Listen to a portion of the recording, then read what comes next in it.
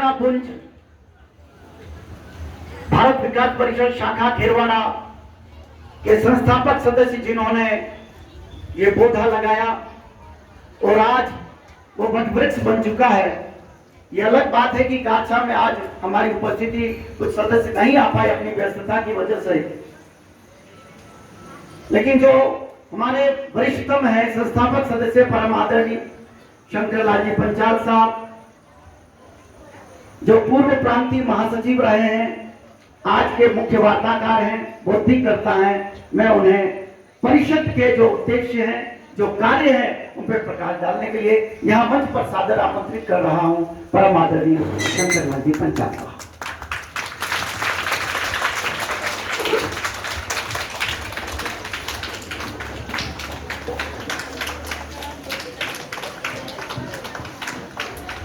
मां भारती को सशक्त नमन। शादी की यह पावन धरा कारसा ग्राम के इस पावन भूमि पर आप सभी का स्वागत, अभिनंदन।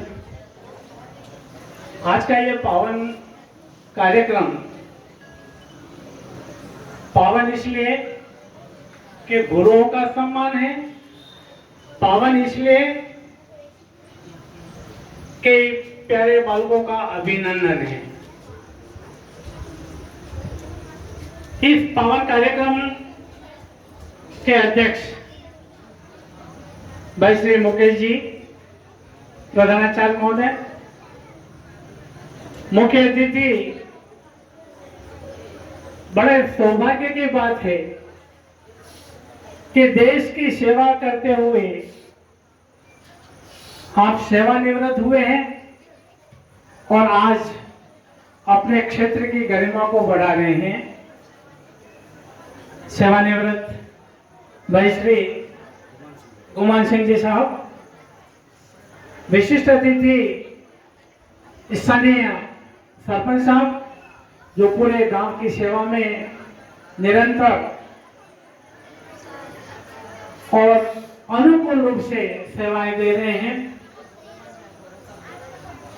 समस्त विद्वान गुरुजन, विदुषी बहनों, प्यारे बालक और बालिकाओं और हमारे परिषद के समस्त साथी बंधु। परिषद क्या है? परिषद की स्थापना 1962 में की गई। 5 व्यक्तियों ने मिलकर के ये ठाना, एक विचार किया, एक प्रस्तावना रखी कि इस प्रकार का संगठन बनाया जाए जो संपर्क से प्रारंभ होकर के समर्पण तक कार्य विधि को अंजाम दे। और उन 5 व्यक्तियों के तत्वावधान में, उनकी प्रेरणा में वो आज इस पूरे ब्रह्मांड में विलीन हो चुके हैं। लेकिन उनका ये डालियां, इनकी शाखाएं इतनी सारी प्रस्फुटित हो गई है कि पूरे भारत में नहीं, विदेशों में भी 1-2 संस्थाएं चल रही है। ये एक पारिवारिक संगठन है। अन्य प्रकार के जितने भी संगठन होंगे वो व्यक्तिगत संगठन होते हैं।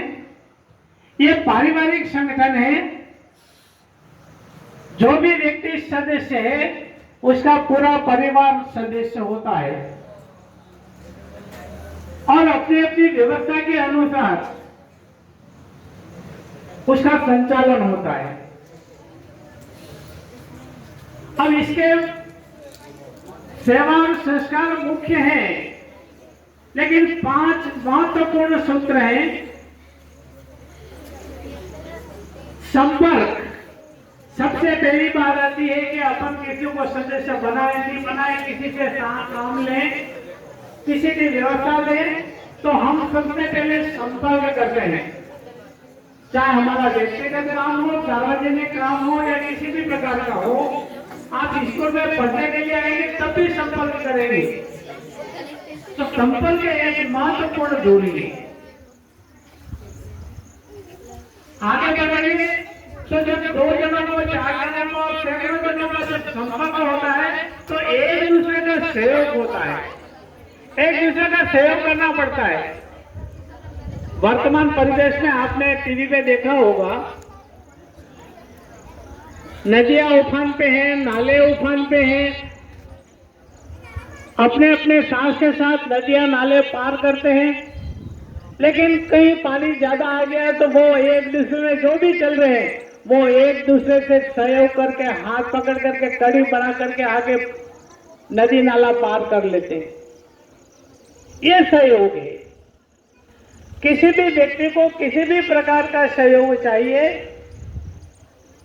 तो वो सहयोग अब केवल मात्र नदी पार करने का ही सहयोग नहीं है, जीवन व्रत को भी पार करना, जीवन में विभिन्न प्रकार की जो कार्य प्रणालियां हैं उनमें एक दूसरे का सहयोग होता है, तब जाकर के कार्य पूर्ण होता है। इसी प्रकार से आगे बढ़ते हैं तो 2, 4, 6 सैकड़ों हजारों व्यक्ति मिल जाते हैं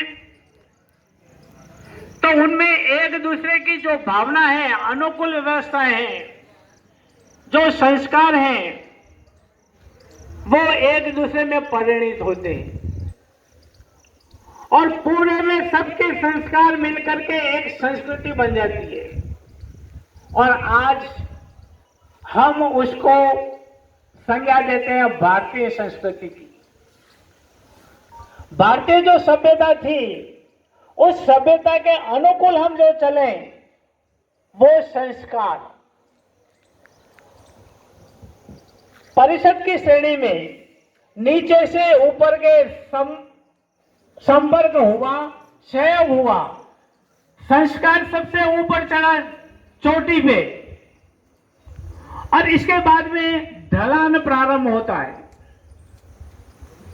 सेवा, हमारे में जो संस्कार हैं उसके माध्यम से हमको किस रूप में सेवा करनी है, हम आपस में एक दूसरे की सेवा करें,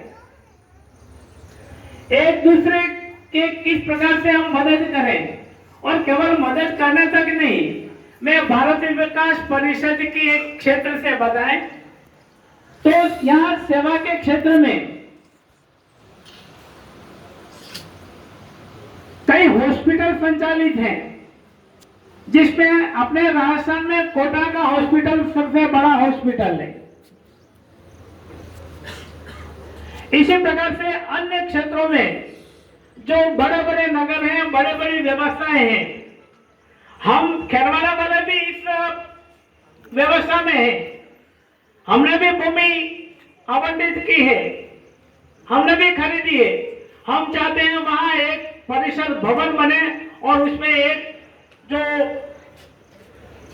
बीमारों के लिए विभिन्न प्रकार की जांचें होती हैं उस जांच केंद्र बनाए और जन सेवा दें, ऐसा हमारी धारणा है। अब हम इसमें कितने सफल होते हैं वो बात की रही, लेकिन इसी प्रकार के कई प्रकार के कैंप लगते हैं,